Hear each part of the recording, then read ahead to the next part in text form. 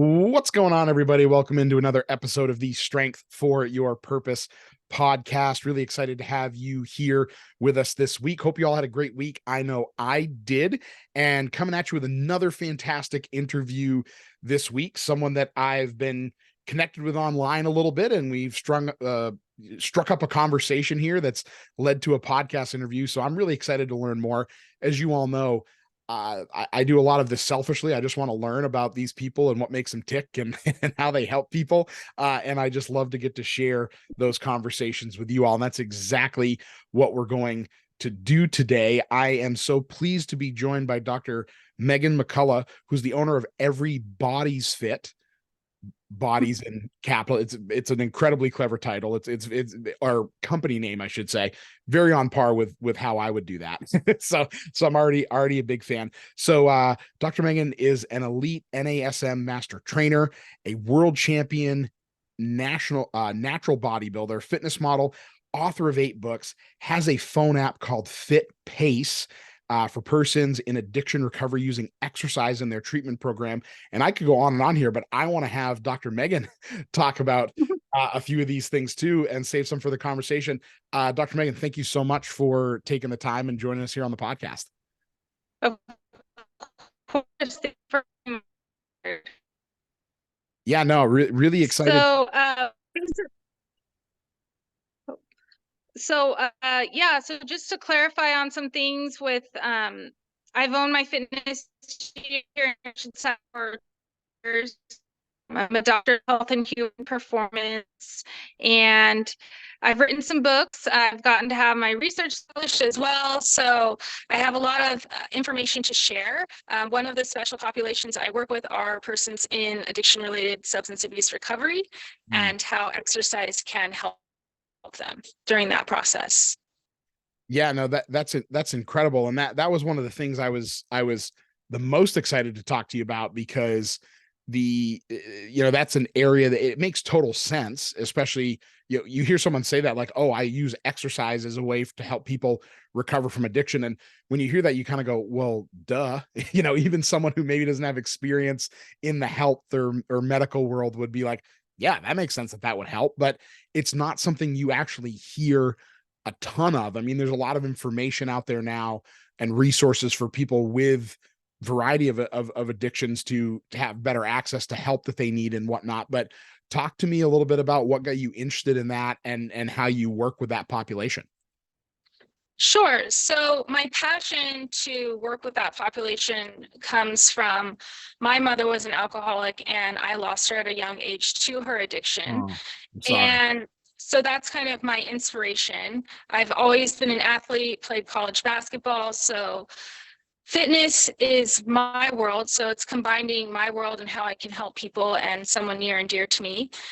So when I did my research study back in 2021, it is interesting to find that none of my participants had ever been recommended exercise as part of their addiction treatment. Wow. Not by a facility, not by a physician, a counselor, anything. Just maybe their sponsor said, hey, you know what? I hit the gym. It helps me work through it, but nothing formal, right?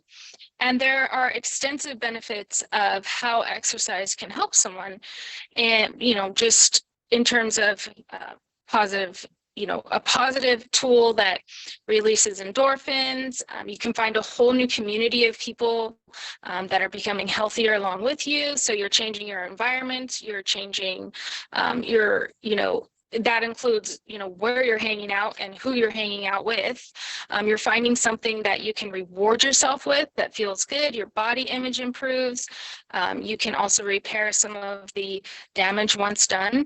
So there are a lot of pros, and it's called decisional balance. So when a person decides to become sober, they have to find their why, their purpose, and the pros have to outweigh the cons. Okay. Now, one of the points I really want to hit home on is that exercise is not a replacement therapy to formal methods such as behavioral therapy or mutual support groups or any form of counseling. It is an additional treatment it's a supportive tool, right? So one of the things that can happen to people in recovery is they can replace one form of addiction with another. And it can be, hey, it could be sweets, it could be cigarettes, it could be coffee, right? And exercise falls into that as well. However, according to the American Psychological Association, there is no formal diagnosis for exercise addiction. So because it's a behavior, right? Like you could become addicted to anything, like reading, knitting, anything. But exercise can also be dangerous too and harmful to your body, when done excessively. So when I was asked to publish my research study, they kind of wanted me to extend on it. Now what? And where I developed PACE, which stands for Awareness Controlling Excess. So my PACE is about becoming aware of your personality traits and what you're doing to kind of get on top of and get ahead of, right, forming another addiction. So for myself, I have a lot of addictive qualities too, because it can be genetically related and so forth. And so, yeah, I mean, exercise is something that I probably do in excess between natural bodybuilding, my nutritional habits, all of that, and the way that it plays into my life. And it's finding a place where it's still healthy and not interfering with relationships or interfering with my work, or just a lot of the signs that this is becoming overwhelming and controlling my life. So something like my cell phone app, FitPace, is a program that would be a tool someone could use in their recovery program to kind of have a guideline for, this is what I'm following to incorporate exercise in a healthy manner so that I can maintain my sobriety. And that's what the cell phone app does. And it's on Apple as well as Samsung, Android. So that's it hasn't exactly taken off, but it's something that may, like sharing on your podcast and that sort of marketing in that way can help too. It was an expensive endeavor, but something that I'm very passionate about. So I think it can reach people all over. So the ultimate goal is that exercise can be prescribed as medicine, right? And something like FitPace it's a tool that a physician could say, hey, even for someone who, it can be used by the general population as well, but even for someone who is, let's say, obese, and their doctor says, well, you need to start eating healthy and exercising. Most people are like, okay, well, what do I do? What's the next step? Yeah. That's where you could find value in a personal trainer, right? But you're stifled to even start, and you're intimidated before you even start. So here's FitPace, here's a tool. You could subscribe to it, use it, follow it, and it's at your pace. And that's the beauty of it. And that's what I try to emphasize. And that's even in the name of my business, right? Everybody's fit. Everybody is capable of becoming the best versions of themselves. It's at your own level, it's at your own pace. And that's what I believe in. So I, at my studio, I'm mostly helping the general population, but I'm also helping those in treatment. Many times, who has a flexible spending account with like their health insurance, they will cover something such as working with me, especially if they are in recovery. So that's been really neat. And and then on the other side, just this week, I'm really happy to share that second children's book was released. It's called Darcy Pug Plays Basketball. So I'm a big Pug fan. My pugs are named Steve Nash and Scottie Pippen. So the first children's book I wrote was about a pug who becomes a bodybuilder. The second one is about a pug basketball player. And then I intend to write another one about a pug who says no to drugs. So that's really fun. And I kind of fell into writing because in my first book called Biceps and Butterflies, I really wanted to share the story of my mom and I. And I'm all about sharing stories and experiences because it breaks down barriers and stereotypes, that a person can feel like they're not alone and might want to seek help if they're not being judged, right? Many people, like when they go to an AA meeting for the first time, they're scared because, or they don't want to because they're, oh, someone might see me walk in there. Oh, I better park around the corner. But if we can make it so that in our community, we're surrounded by people who support us in our journeys and one another, then I think that, it's a safe place. And that's what I hope to do in my fitness studio as well, that it's a safe that you can come and feel encouraged and supported. And I just celebrate diversity in all body types here. Yeah. No, and you get to work out with pugs. right. Well, I mean, first of all, it sounds like you didn't choose the pug life, but the pug life chose you. Is that pretty accurate? Absolutely. Yeah. Pug life, thug life. The pug life. No, I love that. I love everything you said there, Megan. A lot to unpack there, but it blows my mind a little bit that it isn't being recommended at all. And I'm so glad there's someone like you out there pushing it, and but pushing it in a way that also represents the things that we know make treatment of addiction successful, not just right now, but like long term as well, using your app. Like that is to not just go like, why isn't this being pushed and we need to push it more and this is what we need to do, but also in the background, promoting, not pushing, but promoting exercise as a form of help with addiction, but doing so with the utmost respect to and including all of the aspects that we know work best in treating addiction. And that sounds exactly like what your app does. And remind me again what PACE stands for. What is the PACE part stand for? Proactive awareness of controlling excess. Proactive awareness controlling excess. Yeah, because you want to get ahead of it.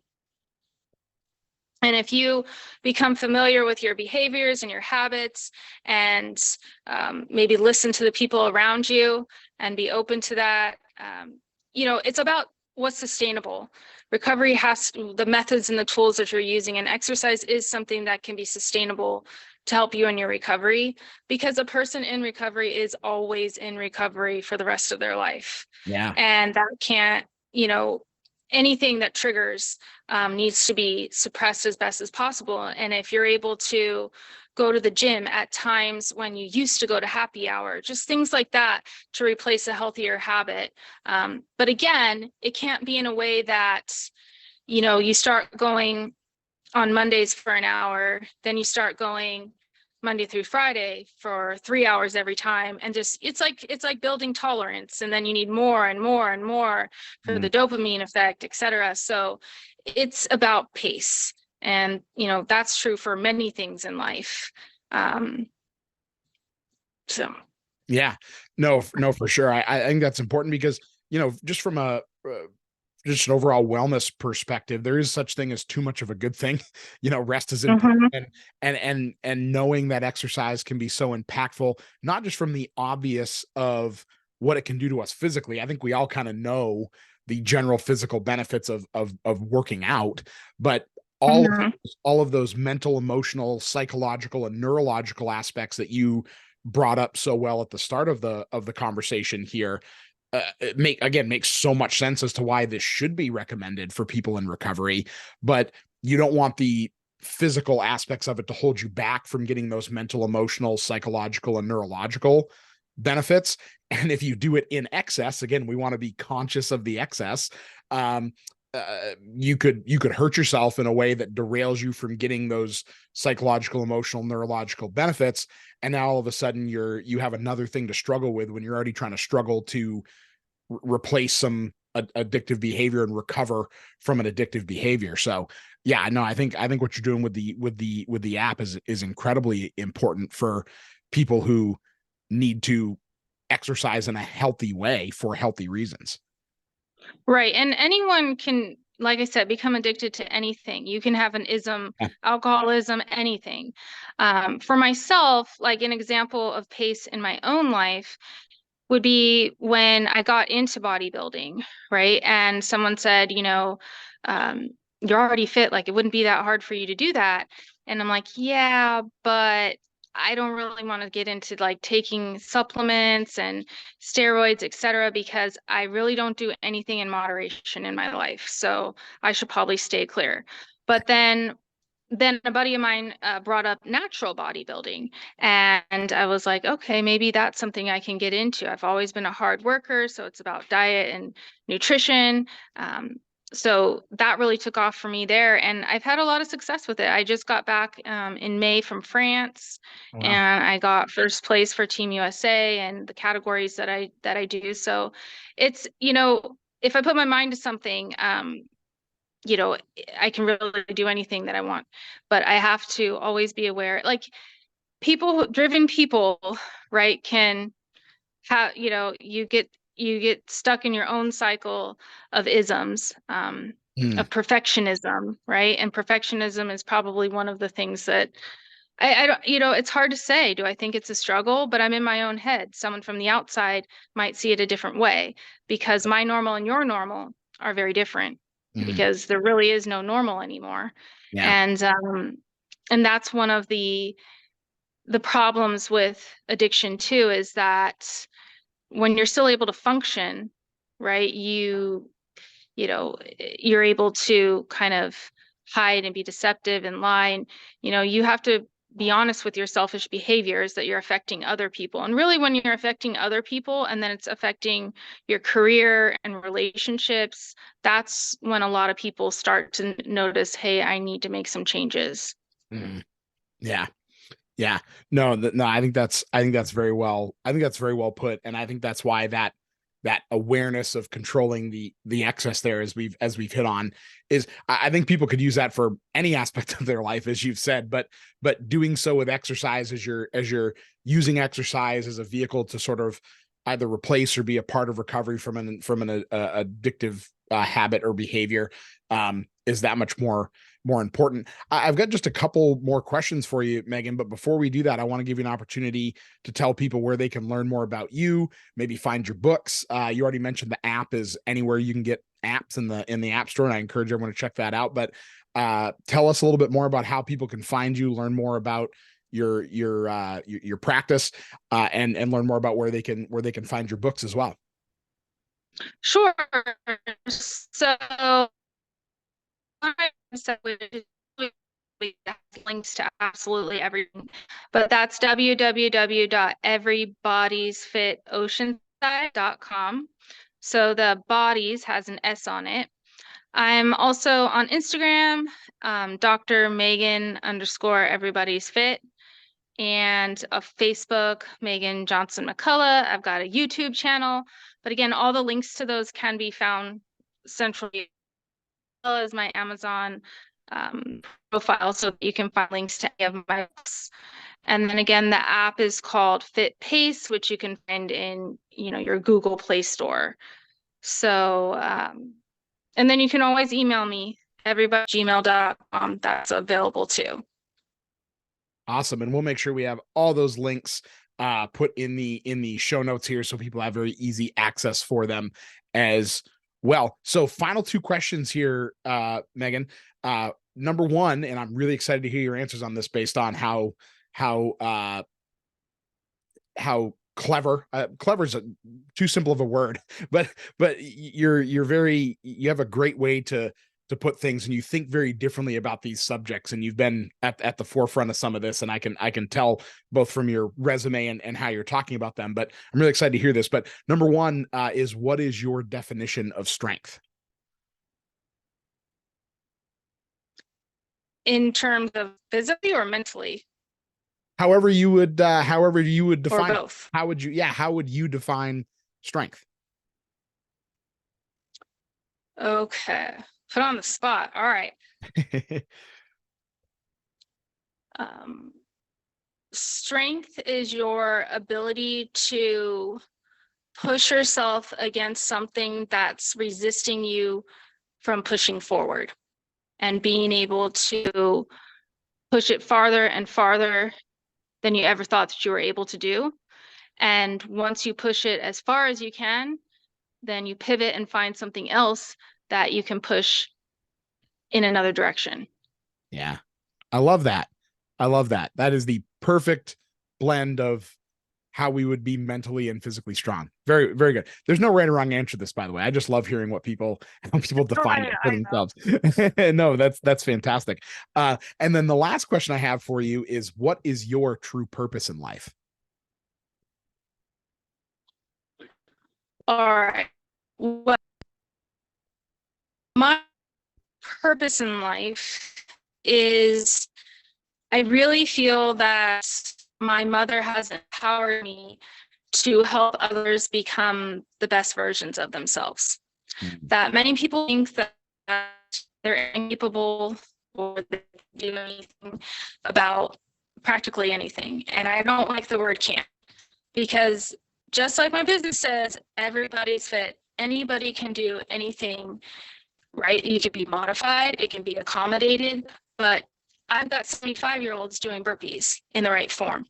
So it's possible, but you have to be put yourself in an environment and surround yourself with people that do bring out the best in you, that are there to lift you up and encourage you and support you, even when you fail.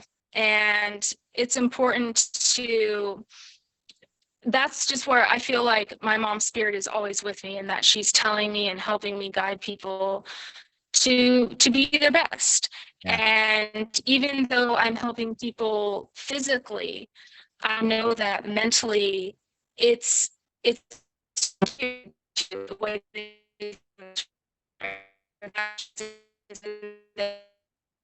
with other people, because they gain self-confidence.